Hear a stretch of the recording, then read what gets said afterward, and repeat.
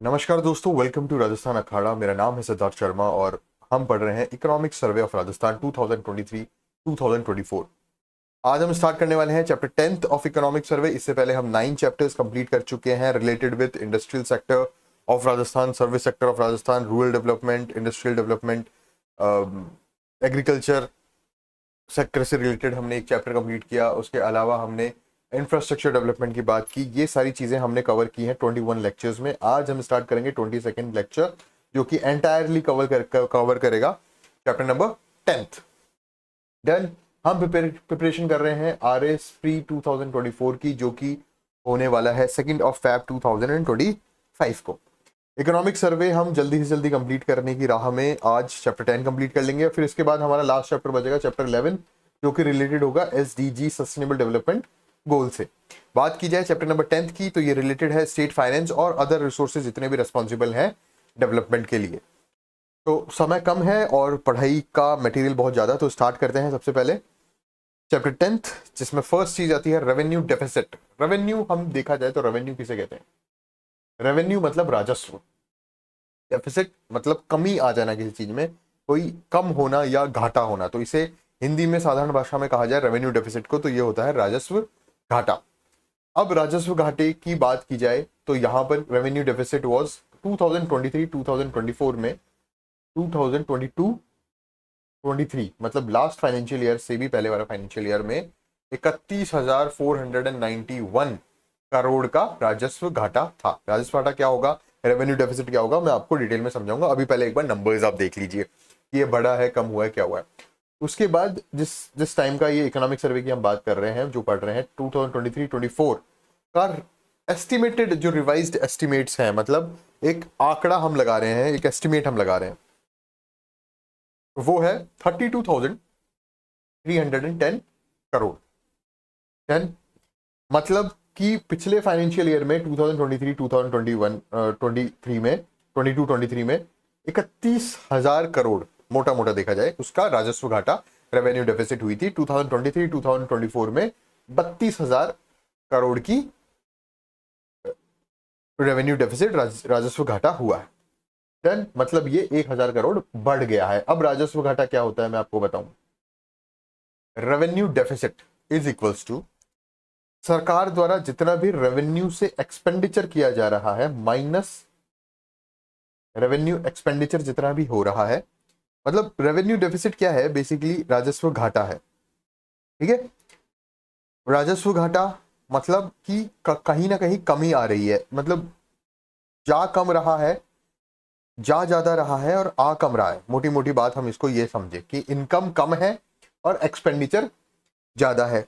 तो revenue deficit का सीधा सीधा फॉर्मूला ये हुआ, या डेफिनेशन की बात करें तो ये हुआ कि रेवेन्यू डेफिसिट एक डिफरेंस होता है बिटवीन रेवेन्यू एक्सपेंडिचर, जितना भी रेवेन्यू का एक्सपेंडिचर किया गया है, ठीक है, minus revenue receipt. Done. Revenue receipt का मतलब हुआ वो रेवेन्यू जो आ रहा है, इनकमिंग, और रेवेन्यू एक्सपेंडिचर मतलब जो रेवेन्यू आया है उसमें से एक्सपेंडिचर कितना हो रहा है, खर्च कितना हो रहा है। डन। सीधी सीधी बात हमारी ये है कि अगर एक्सपेंडिचर ज्यादा होगा और रिसीट कम होगी, मतलब आपकी सैलरी तो आ रही है, मान लीजिए 1 लाख रुपए, 1 लाख रुपीज आपकी मंथली सैलरी है, और आप खर्च कर रहे हैं 1.5 लाख रुपीज, तो आपका राजस्व घाटा जो हुआ वो कितना हुआ, 0.5 लाख का, 50,000 का आपका पर मंथ राजस्व घाटा हो रहा है। मोटी मोटी सीधे सीधे शब्दों में मैंने आपको यहां समझा दिया। मतलब आपके पास आ कितना रहा है, रेवेन्यू रिसीट, इनकम कितनी हो रही है 1 लाख रुपए, और रेवेन्यू एक्सपेंडिचर कितना हो रहा है, आमदनी अठन्नी खर्चा, रुपया वाली बात है यहाँ पर, सीधी सीधी आम भाषा में बात की जाए तो आगम कितना हो रहा है, इनकम कितनी हो रही है 1 लाख रुपए, रिसीट कितनी हो रही है 1 लाख रुपए, और एक्सपेंडिचर कितना हो रहा है, खर्च कितना हो रहा है 1.5 लाख रुपए। तो ये कितना है डिफरेंस, रेवेन्यू डेफिसिट यहाँ पर 0.5 लाख मतलब 50,000 रुपए। वही चीज यहाँ पर मोटे तौर पर पूरे राजस्थान की जीडीपी को अगर अपन देखें तो यहाँ पर हो जाता है revenue expenditure minus revenue receipt. Receive कितना हो रहा है वो कम है, और एक्सपेंडिचर जितना हो रहा है वो ज्यादा है अगर, तो यहाँ पर क्या हो जाएगा, रेवेन्यू डेफिसिट हो जाएगा। तो 2022-23 में तो कितना डेफिसिट था, 31,000 करोड़ का मोटा मोटा, ठीक है, और 23-24 में कितना था, 32,000 करोड़ का। मतलब एक्सपेंडिचर और रिसीट में, रेवेन्यू का एक्सपेंडिचर और रेवेन्यू के रिसीट में 1000 करोड़ का डिफरेंस, और 31,000 करोड़ का पहले डिफरेंस था और वो 1000 करोड़ और बढ़ के 32,000 करोड़ मोटा मोटी हो गया है। ये हमने पढ़ा रेवेन्यू डेफिसिट। सीधे सीधे रेवेन्यू डेफिसिट की भी डेफिनेशन पूछी जा सकती है, या फिर ये भी पूछा जा सकता है कि किस तरह हम रेवेन्यू डेफिसिट को कम करें। तो अगर रेवेन्यू डेफिसिट को कम करने के 4 ऑप्शंस आपको दिए जाते हैं, तो रेवेन्यू डेफिसिट कम करने के 4 क्या क्या किस तरह से रेवेन्यू डेफिसिट कम किया जा सकता है, मैं आपको यहां समझाता हूं। या तो आप अपनी इनकम 1 लाख से बढ़ाकर 1,20 कर लीजिए, मतलब रेवेन्यू रिसीट आप ज्यादा कर लीजिए, ठीक है। और साइमल्टेनियसली आप अपने एक्सपेंडिचर को भी 30,000 कम करके 1,20 कर लीजिए। क्या हो गया? Revenue deficit 0। वैसे ही अगर रेवेन्यू डेफिसिट राजस्थान लेवल पे बात की जाए तो रेवेन्यू एक्सपेंडिचर आप कम कीजिए। रेवेन्यू डेफिसिट कैसे कम किया जा सकता है? रेवेन्यू एक्सपेंडिचर को कम करके। रेवेन्यू डेफिसिट कैसे कम किया जा सकता है? रेवेन्यू रिसीट को बढ़ाकर, और या फिर दोनों काम करके, रेवेन्यू एक्सपेंडिचर भी आप कम करो और रेवेन्यू रिसीट भी आप कम करो। बात समझ में आ गई? ये सीधी सीधी राजस्व घाटा की बात हमने यहां पर की। आगे चलते हैं। नेक्स्ट पॉइंट है फिस्कल डेफिसिट। फिस्कल डेफिसिट क्या होता है? हिंदी में साधारण भाषा में बात की जाए तो फिस्कल मतलब राजकोषीय और डेफिसिट मतलब वही घाटा, राजकोषीय घाटा। यहां अभी हम रेवेन्यू डेफिसिट में जो भी एक्सपेंडिचर और रिसीट की बात कर रहे थे वो सिर्फ राजस्व के एक्सपेंडिचर और राजस्व की रिसीट की बात कर रहे थे। यहां पर हम जो रिसीट और एक्सपेंडिचर की बात करेंगे वो टोटल की बात की जाएगी। देन फिस्कल डेफिसिट मतलब राजकोषीय घाटे में total expenditure minus total receipt, ठीक है, कि जितनी टोटल जो आपका एक्सपेंडिचर हुआ एक साल में एक प्रदेश में या एक देश में, वो हो जाता है टोटल एक्सपेंडिचर। देन ये देखिए ये आ गया fiscal deficit is equals to total expenditure minus total receipt. Then इसे कहते हैं हम राजकोषीय घाटा। ये हमेशा रेवेन्यू डेफिसिट से ज्यादा होगा। 2022-23 की बात की जाए, इसको मैं डिटेल में नहीं समझा रहा क्योंकि रेवेन्यू डेफिसिट हमने पूरा अच्छे से एग्जांपल देके अच्छे से समझा लिया है। एक्सपेंडिचर ज्यादा हो रहा है, टोटल एक्सपेंडिचर, वहां क्या था? वहां रेवेन्यू एक्सपेंडिचर था। यहाँ क्या है? टोटल रिसीट, हर चीज से, ठीक है, राजस्व से नहीं, राजस्व के अलावा बाकी सारी चीजों से राजस्व भी इंक्लूडेड है, और उसके अलावा जो बाकी सारी चीजें हैं उनसे जो भी रिसीट हो रही है एक साल में सरकार को, वो यहां पर आती है टोटल रिसीट कहलाती है। और सरकार जो एक साल में पूरा एक्सपेंडिचर कर रही है वो कहलाता है टोटल एक्सपेंडिचर। डन। 2022-23 की बात की जाए तो वो कितना था? 51,000 करोड़।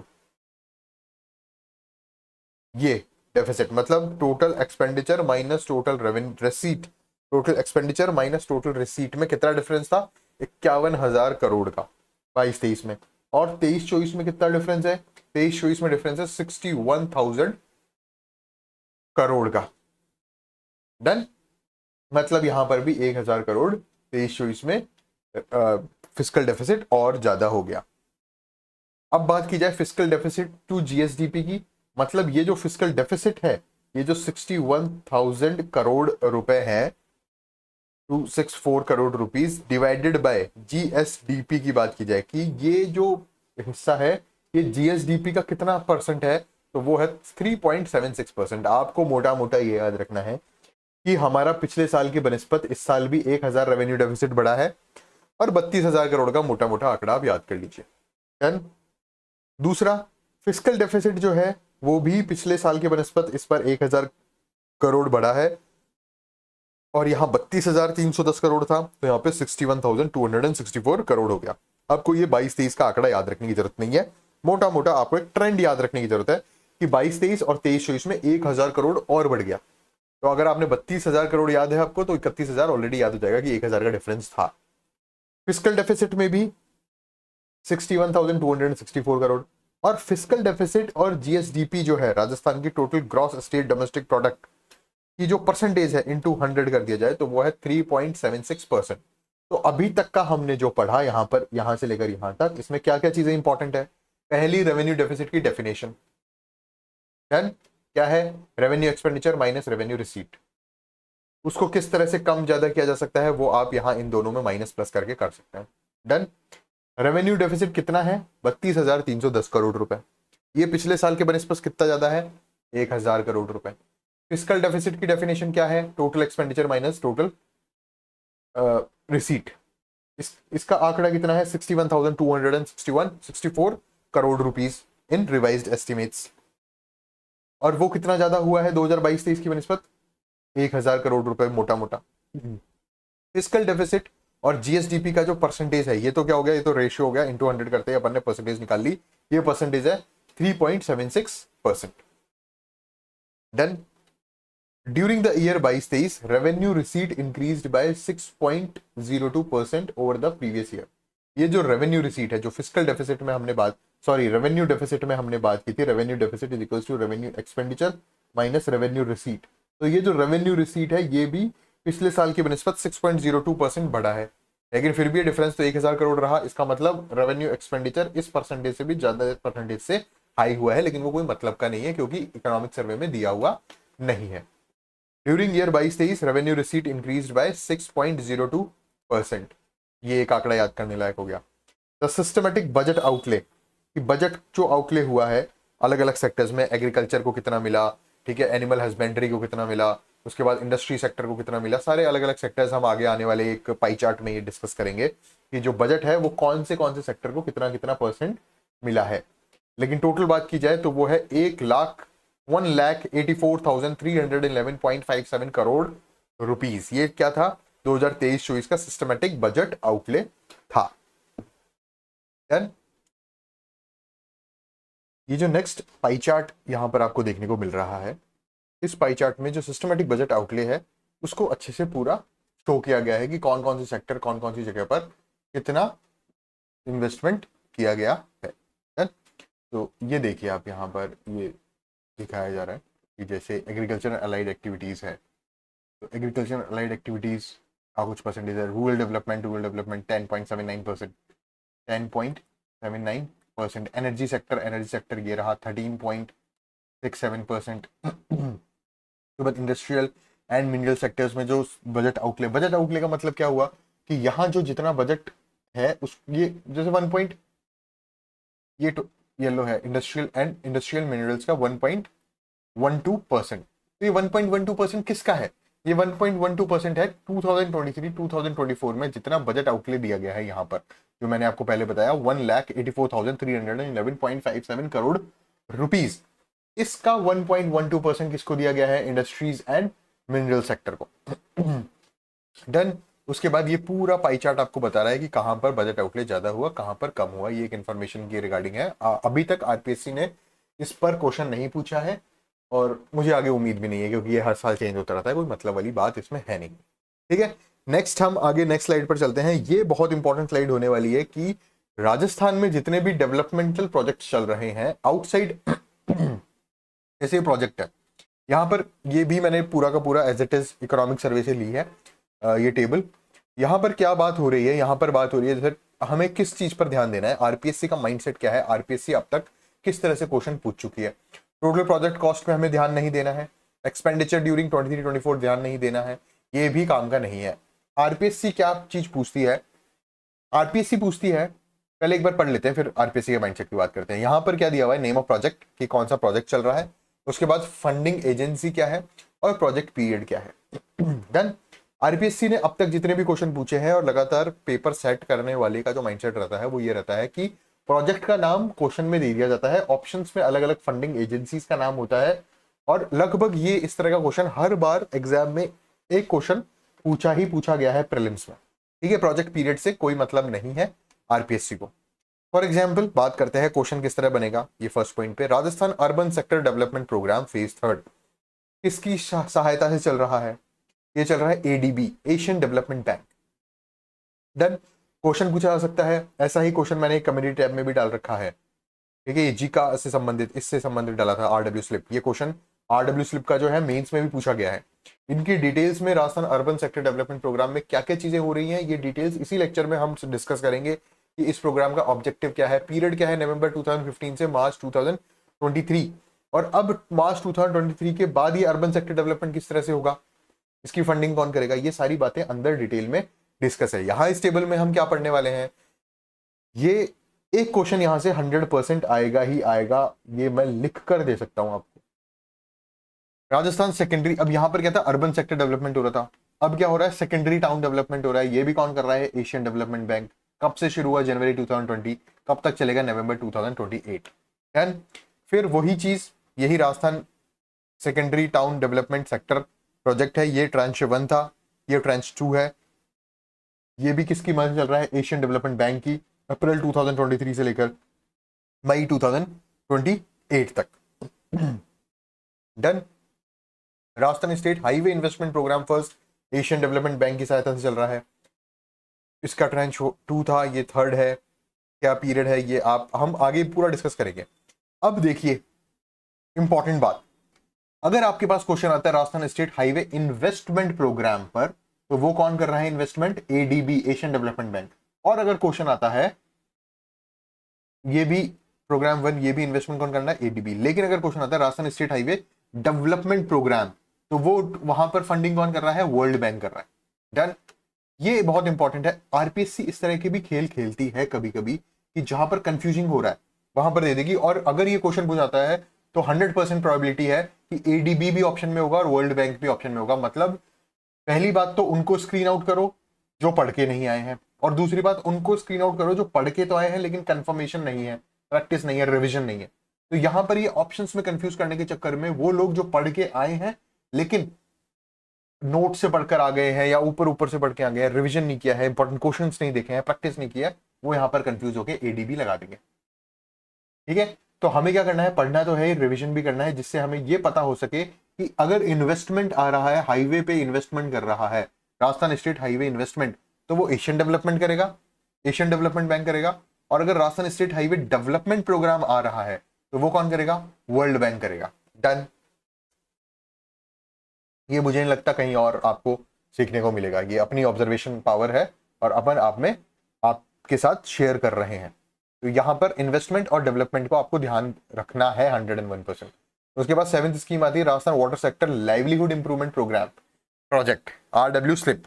ये किसकी सहायता से चल रहा है, Japanese institute of corporation agency, JICA, Japanese investment corporation agency, Zika.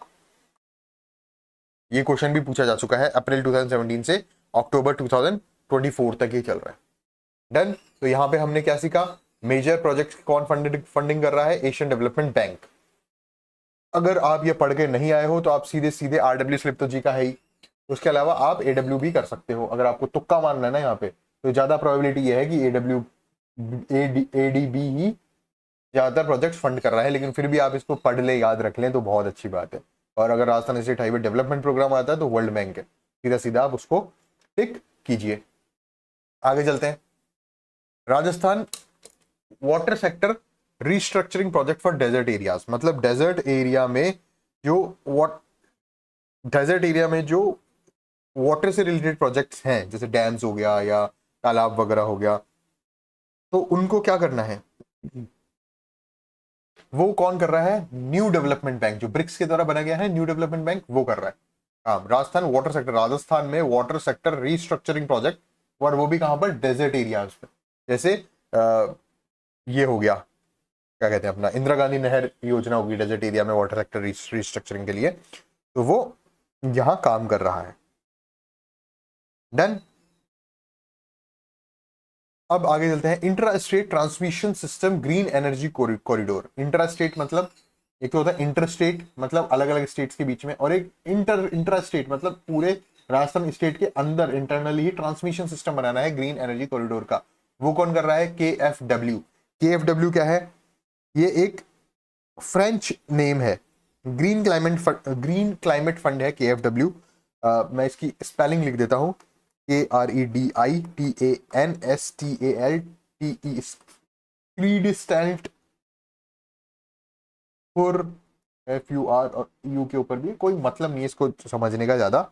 तो ये कौन सी लैंग्वेज है, ये है जर्मन लैंग्वेज। ये KFW जो है ये ग्रीन क्लाइमेट फंड है, और ये जर्मनी के द्वारा क्रेडिट प्रोवाइड कराता है, लोन प्रोवाइड कराता है, फंडिंग प्रोवाइड कराता है। डन। तो inter state transmission system for green energy corridor, जहां भी ग्रीन आ जाए तो जी से जर्मनी, तो जर्मन बैंक है KFW।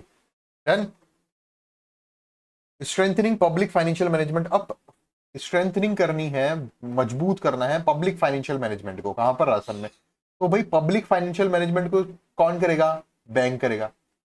कौन सा बैंक करेगा? State bank? नहीं, स्टेट बैंक के पास इतना कहाँ फंड है। तो रिजर्व बैंक ऑफ इंडिया? नहीं, रिजर्व बैंक ऑफ इंडिया के पास भी इतना कहाँ फंड है कि पूरे राजस्थान स्टेट के पब्लिक फाइनेंशियल मैनेजमेंट को स्ट्रेंथन कर दिया जाए। तो इसका आंसर होगा वर्ल्ड बैंक। सबसे बड़ा बैंक ही पब्लिक फाइनेंशियल मैनेजमेंट को स्ट्रेंथन कर रहा है राजस्थान में। देन उसके बाद है Rajasthan rural water supply and fluorosis mitigation project. आपको पता है कि राजस्थान के कुछ इलाकों में अजमेर और भीलवाड़ा और इस साइड पाली के आसपास के जो इलाके हैं वहां फ्लोराइड की मात्रा पानी में बहुत ज्यादा होती है। इससे हड्डियों की और टूथ की, मतलब दांतों की, इनकी थोड़ा समस्या पैदा हो जाती है। तो उसमें क्या हो रहा है, उसको थोड़ा इस तरह की वाटर सप्लाई दी जाए ताकि फ्लोरोसिस मिटिगेशन किया जा सके। वो कौन कर रहा है? जीका कर रहा है, जापानीज इन्वेस्टमेंट कॉर्पोरेशन एजेंसी कर रही है। ठीक है। ड्रिप कौन कर रहा है? ड्रिप क्या है? DRIP, dam rehabilitation and improvement project. Dams जितने भी हैं राजस्थान में उनका अब डैम्स कुछ लीकेज हो गया या कोई भी प्रॉब्लम हो गई, ठीक है, तो वो क्या हो रहा है, उसको कौन प्रोवाइड करा रहा है? उनका रिहेबिलिटेशन कौन कर रहा है? उनका इंप्रूवमेंट कौन कर रहा है? लीकेज जो हो रही है, सिपेज जो हो रही है, उसको बंद करना या उनको रिहेबिलिटेट करना, इंप्रूवमेंट करना, ये काम कर रहा है world bank. Dam rehabilitation and improvement project किसकी सहायता से हो रहा है? वर्ल्ड बैंक की सहायता से। Rajasthan afforestry Rajasthan forestry and biodiversity development project important है। कौन प्रोवाइड कर रहा है फंड? AFD क्या है? Agency Francis de development. ठीक है, इसको भी मैं एक सेकेंड, ये भी थोड़ा अतरंगी सा नाम है तो मैं आपको लिख कर ही समझा देता हूं। हालांकि इन सब चीजों के बारे में हम डिटेल में डिस्कस करेंगे, पूरी ये योजना आगे आपको दिखेगी कि भाई Rajasthan forestry and biodiversity development project जो है वो उसके अंदर ऑब्जेक्टिव क्या है, किस तरह से राजस्थान के कौन कौन से डिस्ट्रिक्ट्स उसमें काम कर रहे हैं। तो AFD क्या है? एजेंसी, यही स्पेलिंग है ना, ये गलत नहीं लिख रहा हूं मैं।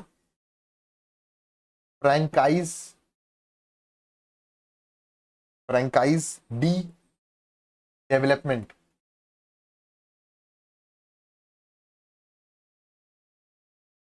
ठीक है, ये डेवलपमेंट में डबल P है। एजेंसी फ्रैंकाइज डी डेवलपमेंट, AFD क्या कर रहा है? Rajasthan forestry biodiversity development project. ये भी एक ग्रीन क्लाइमेट फंड है। डन। डेवलपमेंट बैंक, ये ग्रीन क्लाइमेट से रिलेटेड जो भी वो है, ग्रीन एनर्जी कॉरिडोर, ये एक अतरंगी सा नाम है KFW जो कि जर्मन बैंक है। और ये एक forestry and biodiversity development project है, ये भी ग्रीन क्लाइमेट फंड है, AFD इसको कर रहा है। देन तो Rajasthan water sector restructuring project for desert areas, NDB New development Bank. Interstate transmission system green energy corridor, KFW German bank. Strengthening public financial management Rajasthan, World Bank. Rajasthan rural water supply for fluorosis mitigation project phase 1, JICA Japanese institute of investment corporation agency. Dam rehabilitation and improvement project drip कौन कर रहा है? World bank. Financial management, public financial management कौन करेगा? World Bank. Rajasthan forestry and biodiversity development bank, AFD agency franchise D development green climate fund है। Done. ये सारे जितने भी प्रोजेक्ट्स हैं इनको हम इन डेप्थ अब आगे नेक्स्ट आने वाली स्लाइड्स में डिस्कस करेंगे। डन।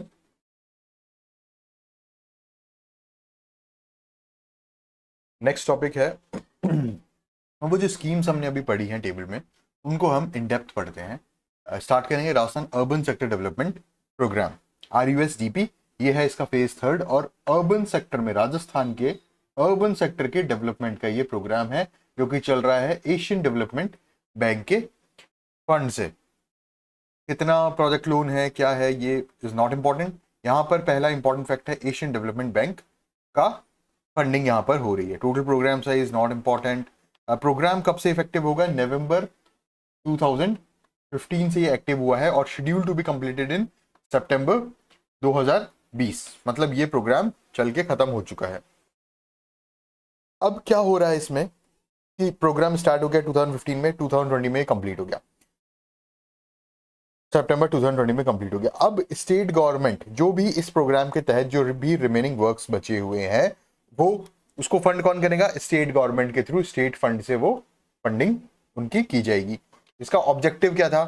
वाटर सप्लाई की सर्विस डिलीवरी को इंप्रूव करना, सबसे पहली चीज कि वाटर अवेलेबिलिटी बढ़ाना, ड्रिंकिंग वाटर। डन। उसके बाद sewerage sectors including total sanitation to the residents of the selected cities of Rajasthan. की कुछ सेलेक्टेड सिटीज हैं उनमें सीवरेज सेक्टर को, उसकी सर्विस को इंप्रूव करना और वाटर सप्लाई की सर्विस को इंप्रूव करना, बेसिकली फ्रॉम अर्बन सेक्टर। इसमें रूरल सेक्टर का कोई इन्वॉल्वमेंट नहीं था। यहाँ पे सारा काम जो भी हो रहा है वो किसका हो रहा है, अर्बन सेक्टर का हो रहा है। कौन इसको फंड कर रहा है, एशियन डेवलपमेंट बैंक फंड कर रहा है। डन। और ये सितंबर 2020 में कंप्लीट हो चुका है और अब इसको कंटिन्यूअसली काम किया जा रहा है इस पे स्टेट फंड के द्वारा, वाटर सप्लाई और सीवरेज सेक्टर से रिलेटेड फंड, रिलेटेड वर्क्स जितने भी हैं वो सारी चीजें। डन। आगे चलते हैं। नेक्स्ट है Rajasthan secondary town development sector program. ये कौन फंड कर रहा है, एशियन डेवलपमेंट बैंक फंड कर रहा है। कितना फंड लग रहा है, कितना प्रोजेक्ट कॉस्ट है, नॉट इंपॉर्टेंट। कब से स्टार्ट हुआ, जनवरी 2020 से ये स्टार्ट हुआ। अब सेकेंडरी टाउन मतलब पहले तो अर्बन सेक्टर को हमने पकड़ लिया, अब सेकेंडरी टाउन जितने भी हैं, टीयर 2 टाउन जो हैं या टीयर 3 टाउन जो है, उनको यहाँ पर टारगेट किया जा रहा है। ऑब्जेक्टिव वो है। खत्म कब हो रहा है, नवंबर 2028। ये स्कीम अभी भी चल रही है। एशियन डेवलपमेंट बैंक जो है वो अभी भी फंडिंग दे रहा है। यहाँ पर इसका ऑब्जेक्टिव क्या है, इंप्रूव वाटर सप्लाई और sanitation in projected towns of the state. और कितने टाउन्स है, 14 टाउन्स। डन। वहां पर भी ऑब्जेक्टिव यही था। डेवलपमेंट की बात जहां पर भी आ गई वहां पे ऑब्जेक्टिव क्या होगा, improve water supply and sanitation. ठीक है। और वहां सेवरेज सेक्टर का था, वो स्कीम खत्म हो चुकी है, उसको कंटिन्यू किया जा रहा है। 2015 से 2020 तक थी लास्ट वाली स्कीम जो हमने पढ़ी, अर्बन सेक्टर डेवलपमेंट, एडीबी द्वारा ही फंडेड थी और अब उसको स्टेट गवर्नमेंट चला रही है। लेकिन ये जो स्कीम है, ये जो प्रोजेक्ट है, ये जो प्रोग्राम है, ये अभी भी 2028 तक चलेगा, अभी कंटिन्यू है। 7 टाउन्स कौन कौन से हैं, सीवरेज और water supply will be Abu road, Banswara, Khetri कहाँ है, झुंझुनू, कुचामन, मंडावा, सरदार शहर और सिरोही। इसके अलावा ये तो 7 हो गए, प्लस 6 और हैं। सिमिलरली सीवरेज वर्क्स कहां पर चल रहा है, सीवरेज और वाटर सप्लाई वर्क तो यहाँ चल रहा है। कहाँ 7 टाउन्स, आबू रोड, बांसवाड़ा, खेतड़ी, झुंझुनू, कुचामन, मंडावा, सरदार शहर और सिरोही में। सिमिलरली सीवरेज वर्क्स जो है वो इन 6 टाउन्स में चल रहा है, जो कि कौन कौन से हैं, मकराना, प्रतापगढ़, रतनगढ़, डीडवाना, फतेहपुर, लाडनू। और उसके अलावा वाटर सप्लाई का वर्क एक और है, +1 water supply work executive in Laxmangarh town, Sikar. Done. तो टोटल कितने डिस्ट्रिक्ट, कितने टाउन्स हो गए, 14 टाउन्स हो गए। इसमें क्या हो रहा है, वाटर सप्लाई से रिलेटेड, सैनिटेशन से रिलेटेड और सीवरेज वगैरह से रिलेटेड काम इसमें हो रहे हैं। कौन फंड कर रहा है, एडीबी फंड कर रहा है। कब से है ये कब तक है, ये 2028 नवंबर 2028 तक ये प्रोग्राम चलेगा। डन। नेक्स्ट प्रोग्राम क्या है, Rajasthan secondary town development sector, ये भी वही है, ट्रेंच 2 है ये। इसका कौन फंड दे रहा है, एडीबी दे रहा है। क्या क्या काम यहाँ पर होंगे, सीवरेज का काम सबसे पहले, सेकंड वाटर सप्लाई का काम, थर्ड अर्बन ब्यूटिफिकेशन का काम, faecal sludge septage management. Done. ये सारे काम यहाँ पर हो रहे हैं secondary town development sector project के तहत, जो कि एडीबी फंड कर रहा है। ये इसका फेज 4 है। वाटर सप्लाई का काम है सबसे पहले, सीवरेज का काम है, अर्बन ब्यूटिफिकेशन काम है और फीकल स्लज और सेप्टेज का काम है। एडीबी लोन इसको प्रोवाइड कर रहा है। शेड्यूल 2 कब से स्टार्ट हुआ है, अप्रैल 2023 से ये प्रोजेक्ट स्टार्ट हुआ है। और कब तक ये प्रोजेक्ट काम चलेगा, मई 2028 तक ये प्रोजेक्ट चलेगा। डन। जो लास्ट वाला प्रोजेक्ट था वो भी 28 तक चल रहा था। कितना इसमें फंड लग रहा है, not important the point of view of RS pre examination. अब कहाँ ये काम चल रहा है वो इंपॉर्टेंट है, क्या एक्सक्लूडेड है, क्या इंक्लूडेड है, ये सारे डिस्ट्रिक्शन इंपॉर्टेंट है। कब से कब तक चल रहा है ये आरपीएससी के लिए इंपॉर्टेंट है, और कौन इसको फंड कर रहा है ये इंपॉर्टेंट है। कितना फंड कर रहा है, this is not important. Under this project work amounting to इतना have been issued till date, including sewerage work चल रहा है जोधपुर में, भरतपुर में, बाड़मेर में। जोधपुर, भरतपुर और बाड़मेर, यहां पर क्या है, सिर्फ सीवरेज वर्क है। Sewerage and water supply work कहां चल रहा है, नोखा में, बालोतरा, बूंदी, डूंगरपुर, सगवाड़ा। डन। और सिर्फ वाटर सप्लाई, मतलब 3 काम हो गए, 3 स्फेयर हो गए यहां पर, आप ये देख सकते हैं। पहला तो हो गया वाटर सप्लाई, वाटर का, दूसरा हो गया सीवरेज का, और तीसरा हो गया वाटर सप्लाई और सीवरेज दोनों का। डन। मतलब ये इसको इस तरह से बना सकते हैं अपन, ये हो गया, ये हो गया वाटर सप्लाई का वर्क, ये है सीवरेज का वर्क, और यहाँ पे कुछ ऐसे टाउन्स या डिस्ट्रिक्ट्स हैं जिनमें वाटर सप्लाई और सीवरेज दोनों काम हो रहा है। जैसे यहाँ हमने पढ़ा, ये पहले जोधपुर, भरतपुर, बाड़मेर। यहाँ पर क्या हो रहा है, जोधपुर, भरतपुर और बाड़मेर, यहाँ पर सिर्फ सीवरेज का काम हो रहा है। फिर सीवरेज और वाटर सप्लाई, ये जो एरिया है यहाँ पर किस किस का क्या हो रहा है, दोनों काम हो रहा है, वाटर सप्लाई का भी काम हो रहा है और सीवरेज का भी काम हो रहा है। कौन फंड कर रहा है, एशियन डेवलपमेंट बैंक फंड कर रहा है। कब तक ये काम चलेगा, मई 2028 तक चलेगा।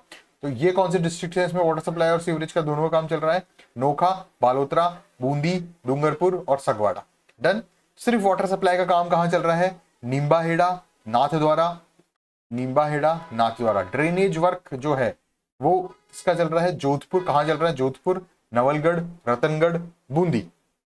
डन। तो ये सारे काम जो हैं ये चल रहे हैं Rajasthan secondary town development sector phase 4 जो है, और ये काम चलेंगे मई 2028 तक। एशियन डेवलपमेंट बैंक इनको फंड करेगा। इसके अलावा भवानी मंडी और सिटी ब्यूटिफिकेशन वर्क जो है वो चल रहा है भरतपुर में, सगवाड़ा में और जैसलमेर में। तो जो इनके ऑब्जेक्टिव्स हैं उन ऑब्जेक्टिव से रिलेटेड कुछ टाउन्स हैं वहां पे वो पर्टिकुलर काम चल रहा है।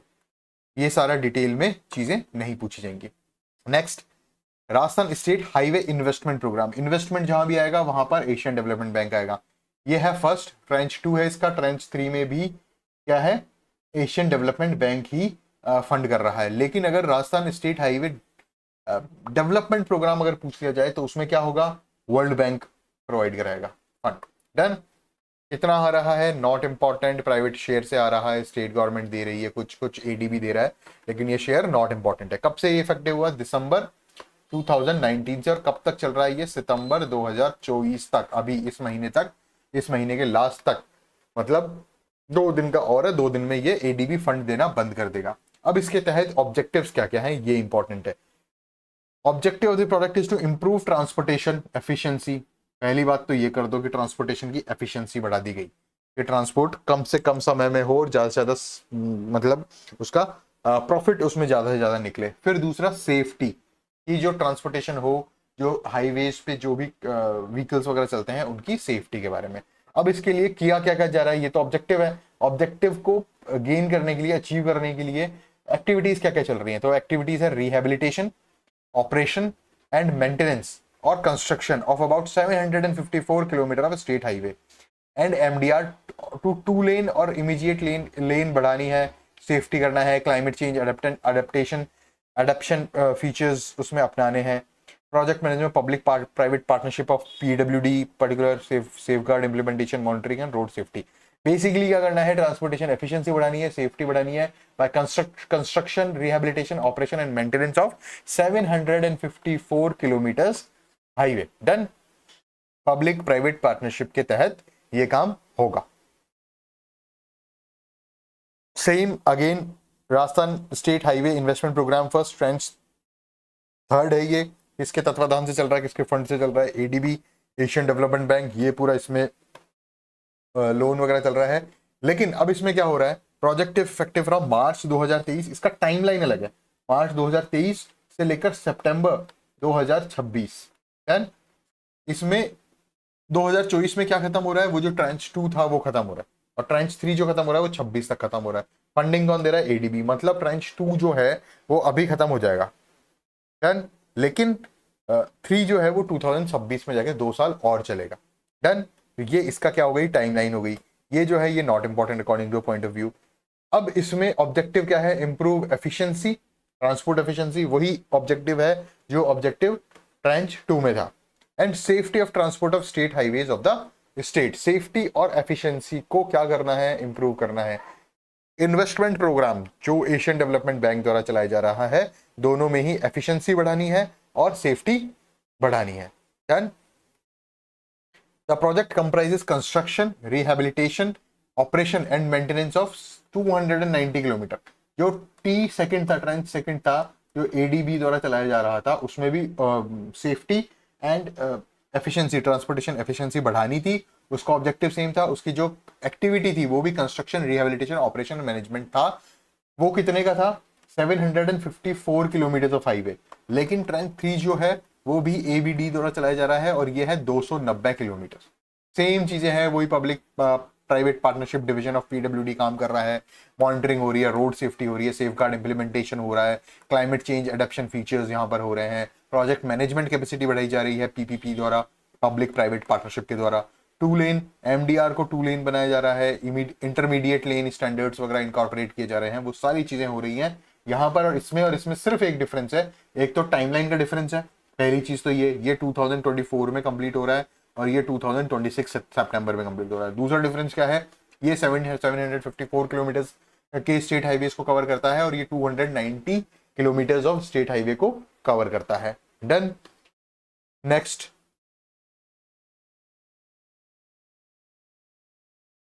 अब हम बात करेंगे Rajasthan state highways development program second के बारे में। तो जहां भी मैंने आपको ऑलरेडी बताया था कि पहले इन्वेस्टमेंट था, Rajasthan state highway investment program, वो एडीबी के द्वारा हो रहा था। डेवलपमेंट प्रोग्राम जो है वो कौन फंड कर रहा है, वर्ल्ड बैंक फंड कर रहा है। डन। अब ये जो सेकंड पैराग्राफ है इसमें ये इंपॉर्टेंट नहीं है, एग्जाम पॉइंट ऑफ व्यू से। प्राइवेट शेयर इसमें कुछ है, कुछ स्टेट गवर्नमेंट का शेयर है और कुछ वर्ल्ड बैंक का शेयर है। यहाँ इंपॉर्टेंट बात यही है कि ये एक्सटर्नल फंडेड प्रोजेक्ट है और एक्सटर्नल फंडिंग कौन कर रहा है, वर्ल्ड बैंक कर रहा है।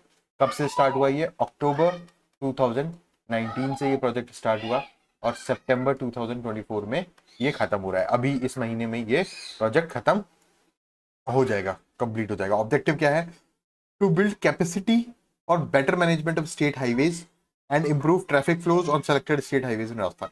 पहले जो इन्वेस्टमेंट प्रोग्राम था वो एडीबी कर रहा था, ठीक है। उसमें क्या हो रहा था, सेफ्टी की बात की जा रही थी और एफिशिएंसी की बात की जा रही थी, ट्रांसपोर्टेशन एफिशिएंसी की बात की जा रही थी। यहाँ क्या किया जा रहा है, कैपेसिटी बिल्ड की जा रही है। मतलब अगर कोई 4 लेन हाईवे है तो उसको क्या किया जा रहा है, 6 लेन हाईवे किया जा रहा है। कैपेसिटी बिल्ड हो गई, कैपेसिटी बढ़ गई। पहले 2 लेन यहाँ थी, ये डिवाइडर 2 लेन यहाँ चल रही है, अब इसको क्या कर दिया गया, 1 लेन यहाँ और 1 लेन यहाँ बढ़ा दी गई, 6 लेन हाईवे इसको बना दिया गया। डन। इसके बाद ताकि उसका बेटर मैनेजमेंट किया जा सके, इंप्रूव ट्रैफिक फ्लोज। अब ट्रैफिक फ्लोज कैसे इंप्रूव होगा, ये एक पॉइंट ही है ट्रैफिक फ्लो इंप्रूव करने का। तो Rajasthan state highway development programme में क्या किया जा रहा है, डेवलपमेंट किया जा रहा है। 2 लेन हाईवे को 3 लेन हाईवे बनाया जा रहा है। समझ आई बात। तो इससे क्या हो रहा है, कैपेसिटी बिल्डिंग हो रही है, मेंटेनेंस हो रहा है, ट्रैफिक फ्लोज जो है वो ज्यादा अच्छे से हो पा रहे हैं। Rajasthan state project shall comprise of upgradation कितने किलोमीटर हाईवे का, 801 kilometre of state highway to 2 lane और intermediate lane standard. Operationalisation of state highway authority, institutional strengthening की जा रही है, रोड सेफ्टी की बात की जा रही है, प्रोजेक्ट मैनेजमेंट सपोर्ट की बात की जा रही है। किसमें, Rajasthan state highway development project में। नेक्स्ट प्रोजेक्ट आता है Rajasthan water sector livelihood improvement project, RW slip. किसकी सहायता से चलाया जा रहा है, जीका की सहायता से। जीका क्या है, Japanese investment corporation agency. Question already पूछा जा चुका है, किसमें, मेंस में। अभी अभी जो जुलाई में मेंस हुआ उसी में। इसमें क्या है, सबसे पहले 27 डिस्ट्रिक्ट के अंदर 139 प्रोजेक्ट्स को एनलिस्ट किया गया है, जिसपे क्या होगा, ये प्रोजेक्ट काम करेगा, किसके असिस्टेंस से काम करेगा, जापानीज इंटरनेशनल कॉर्पोरेशन एजेंसी से काम करेगा। रिहेबिलिटेशन करना है, रिनोवेशन करना है 137 है ये, 137 इरिगेशन प्रोजेक्ट्स का, जो कि 27 डिस्ट्रिक्ट में है और 20 साल से पुराने जो इरिगेशन प्रोजेक्ट है उनका। डन। तो किसको टारगेट कर रहे हैं ये, इरिगेशन प्रोजेक्ट्स को। कितने डिस्ट्रिक्ट में, 27 डिस्ट्रिक्ट में। टोटल इरिगेशन प्रोजेक्ट कितने हैं, 137। कितने साल पुराने हैं, 20 साल पुराने। डन। आगे बढ़ते हैं। Total cultivable land area RW slip के अंडर में कितना है, ये है। प्रोजेक्ट पीरियड कितना है, 11 साल का है। 1 अप्रैल 2017 में ये शुरू हुआ और मार्च 2028 में ये खत्म होगा। डन। ये सारी चीज हुई। फिर इसके बाद प्रोजेक्ट कॉस्ट, ये सारी चीजें, फाइनेंस, इसको फाइनेंस कर रहा है, ये इंपॉर्टेंट नहीं है, Japan international corporation agency finance कर रही है। 2 ट्रेंचेस में फाइनेंस कर रही है। ट्रेंच 1 का लोन एग्रीमेंट अलग है, ये मतलब ये इसका अमाउंट अलग है, और ट्रेंच 2 का अमाउंट अलग है। मतलब ये T1 T2 दो में हो रहा है। ऑब्जेक्टिव क्या है इसका, ये इंपॉर्टेंट रहता है। Objective of the project is to improve livelihood, जीविका, आजीविका के जो साधन है उनको फार्मर्स के लिए स्पेशली उनको प्रमोट करना है। इसके अलावा इंप्रूव करना है, प्रमोट करना है gender main streaming in agriculture. Irrigation sector को इंप्रूव करना है, प्रमोट करना है। Improving water use efficiency, water use efficiency क्या होती है, एंड एग्रीकल्चर प्रोडक्टिविटी। अब वाटर यूज एफिशिएंसी क्या होती है, एक खेत है, मान लीजिए काम कर रहे हैं, 1 किलो अनाज अपन उगा रहे हैं, एग्जाम्पल ले रहे हैं, इसके लिए हम यूज कर रहे हैं 5 लीटर ऑफ वाटर इस पूरी फसल के लिए। ये एक एग्जाम्पल दे रहा हूं मैं, ठीक है।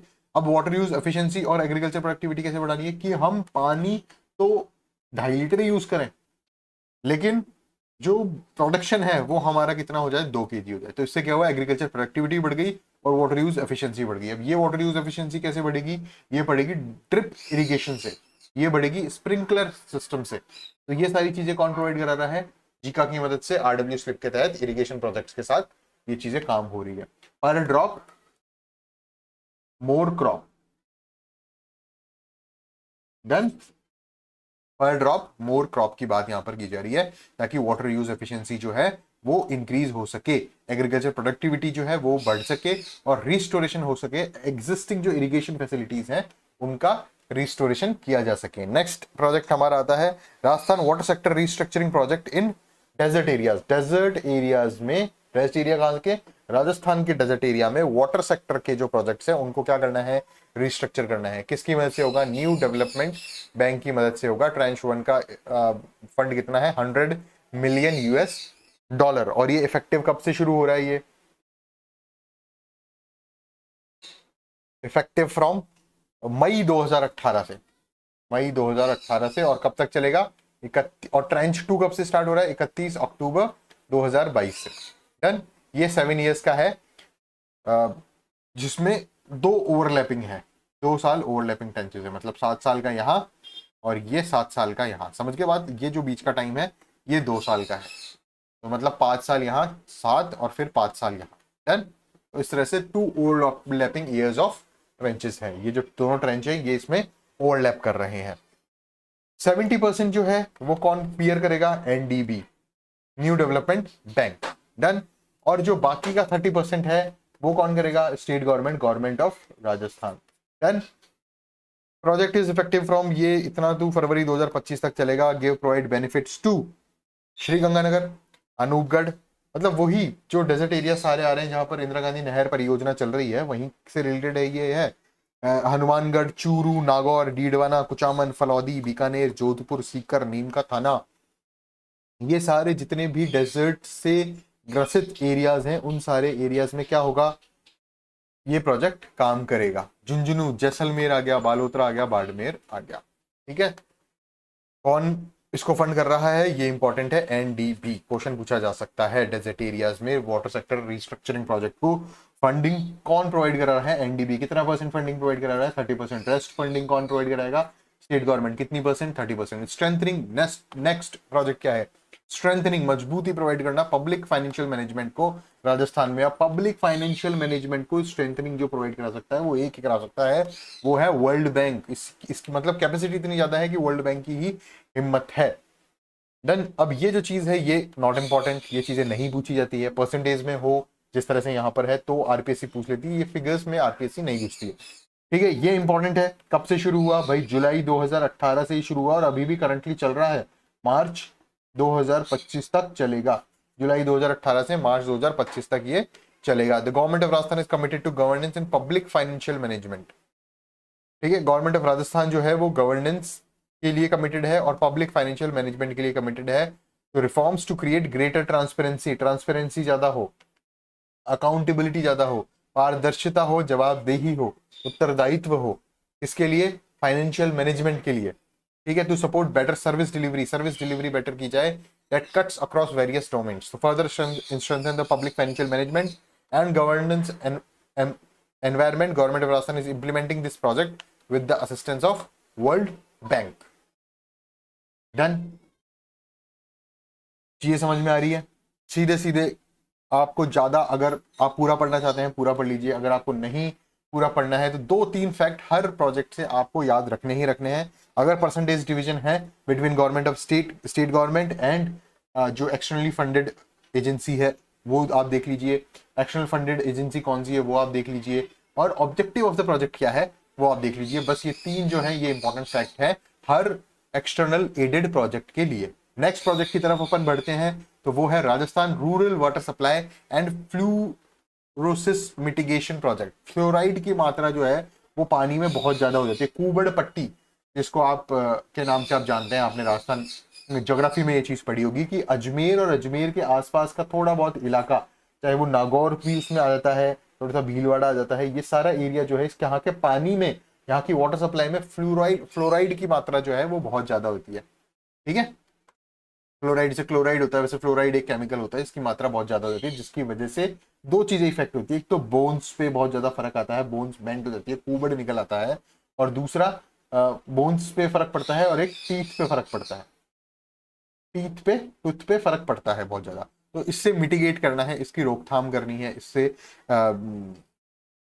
इसको सेट करना है इस पानी को। तो ये जो वाटर सप्लाई है ये किसके फंड से चल रही है? Japan international corporation and agency, Zika की मदद से। तो जीका की मदद से कौन से दो प्रोजेक्ट हो गए? पहला RW slip, Rajasthan water sector livelihood improvement project, और दूसरा Rajasthan rural water supply and fluorosis mitigation project phase 2।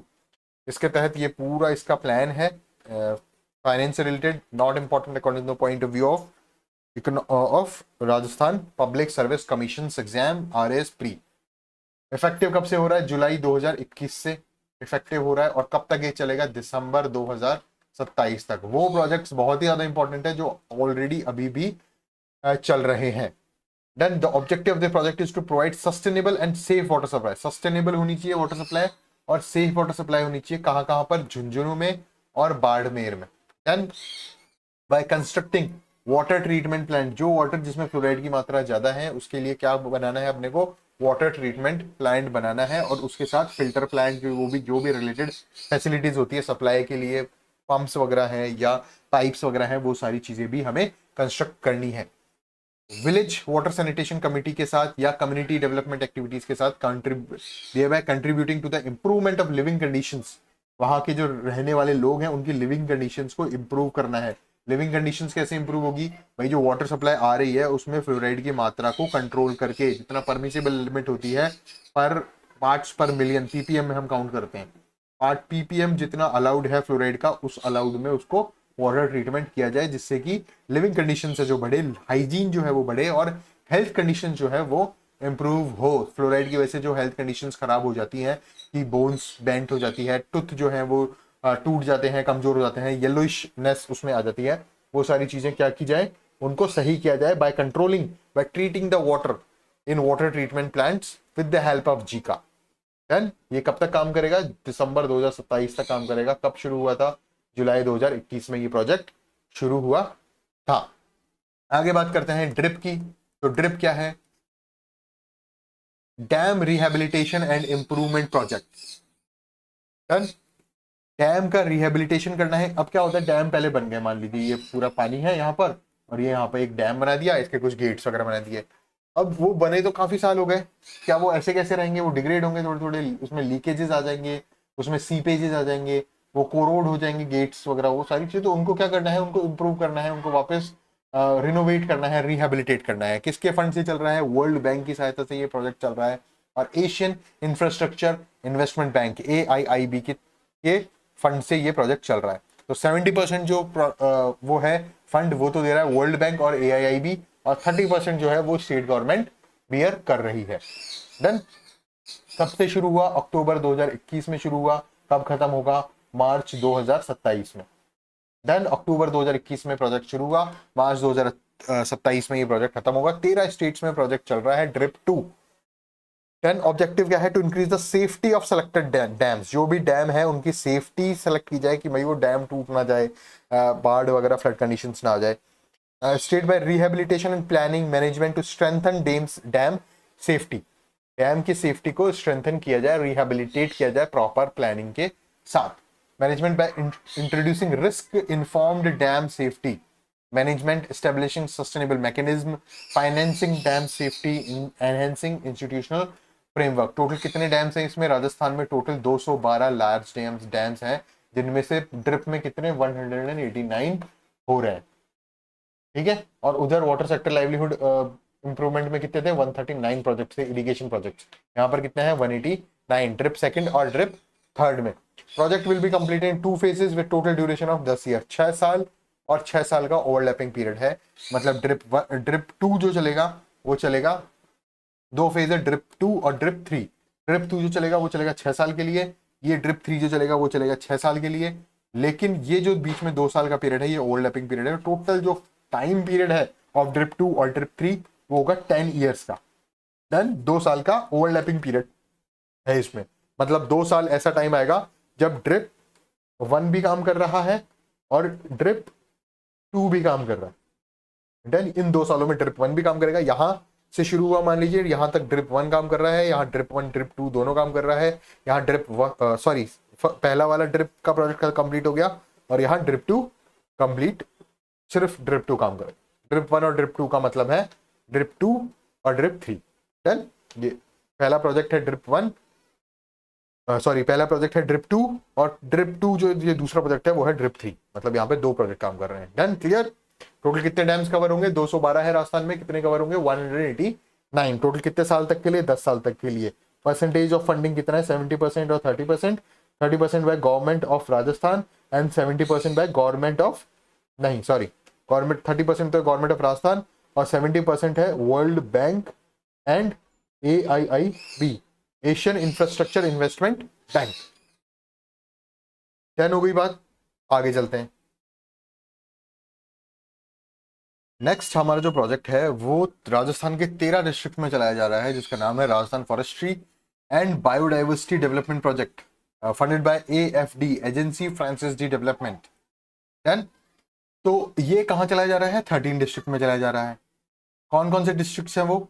Alwar, Bara, Bhilwara, Bharatpur, Bundi, Dausa, Dholpur, Jaipur, Jhalawar, Karauli, Kota, Sawai Madhopur, Tonk, Ramgarh Vishdhari tiger reserve sanctuary at Bundi, Keoladeo national park at Bharatpur, Bhainsrorgarh sanctuary at Kota, Bisalpur, Tonk, Ummedganj पक्षी विहार Kota and Mukundra hills tiger reserve जो कि हाड़ौती प्रदेश में ही स्थित है। इन 13 डिस्ट्रिक्ट्स में क्या चलाया जा रहा है? Rajasthan forestry and biodiversity development project. किसकी मदद से? AFD की मदद से। कितने विलेजेस में आ रहे हैं? 800 विलेजेस इसमें आ रहे हैं। बेसिकली मोटा मोटी तौर पर अगर इसको बात को देखा जाए ऊपर से, तो ये जो सारे जितने भी डिस्ट्रिक्ट्स हैं इनमें कोई भी डेजर्ट एरिया वाला डिस्ट्रिक्ट इंक्लूड नहीं है। इनमें वही डिस्ट्रिक्ट है जहां पे बायोडाइवर्सिटी अबेंडेंस में है और फॉरेस्ट्री हो सकती है। द एक्टिविटीज जो इनके अंदर में हो रही है, 55,000 हेक्टेयर की जमीन पर एफोरेस्ट्रेशन करना है, पेड़ लगाने हैं, सेक्रेड ग्रूव्स का डेवलपमेंट करना है जहां पर कटिंग ऑफ ट्रीज, डिफॉरेस्टेशन ना हो सके। 3,000 हेक्टेयर भूमि पर 5 लाख प्लांट्स को उगाना है, कंस्ट्रक्शन करना है बाउंड्री वॉल की 610 किलोमीटर्स पे, और लाइवलीहुड आजीविका योजनाएं चलानी है 1200 सेल्फ हेल्प ग्रुप की जो कि आजीविका विकास में काम करते हैं। डन, ये कब से शुरू हो रहा है? अप्रैल 2023। इंपॉर्टेंट स्कीम है, रिसेंट स्कीम है, RPSC 99% इसको पूछ सकता है। अब खत्म हो रहा है मार्च 2028 में। ठीक है, तो एक बार ये इंपॉर्टेंस मैंने आपको बताई है, तो एक बार फिर से देख लेते हैं कौन सी AFD इसको फंड कर रहा है। 13 डिस्ट्रिक्ट्स में ये चल रही हैं, अप्रैल 2023 से 2028 तक चल रहा है और ये सारी चीजें इसमें हो रही है, फॉरेस्टेशन वगैरह। ऑब्जेक्टिव क्या है? To enhance forest area. अब भाई जब आप एफॉरेस्टेशन करेंगे, डेवलपमेंट ऑफ सेक्रेड ग्रुप्स करेंगे, ये सारी चीजें आप कर रहे हैं, तो फॉरेस्ट एरिया तो एनहेंस हो गई। And livelihood opportunities for the forest dependent people to conserve biodiversity by undertaking afforestation and biodiversity conservation measures through JFM approach, thereby contributing to environment conservation भी इसके साथ हो रहा है और सोशो इकोनॉमिक डेवलपमेंट भी हो रहा है कि सेल्फ हेल्प ग्रुप की हम आजीविका की बात भी कर रहे हैं, प्लस एनवायरमेंट कंजर्वेशन की बात भी कर रहे हैं, फॉरेस्ट एरिया को इंक्रीज भी कर रहे हैं और उसके साथ जो लाइवलीहुड अपॉर्चुनिटीज है, जो आजीविका की जो अपॉर्चुनिटीज है, उनको भी हम बढ़ा रहे हैं। किनके लिए? जो फॉरेस्ट डिपेंडेंट पीपल हैं उनके लिए। तो ये एक मल्टी डायमेंशनल प्रोजेक्ट है जो कि कब से शुरू हुआ? अप्रैल 2023 में। कब खत्म होगा? मार्च 2028 में। किसके द्वारा फंडेड है? AFD के द्वारा फंडेड है, एजेंसी फ्रेंचाइज डी डेवलपमेंट। कितने डिस्ट्रिक्ट में काम कर रहा है? 13 डिस्ट्रिक्ट में काम कर रहा है।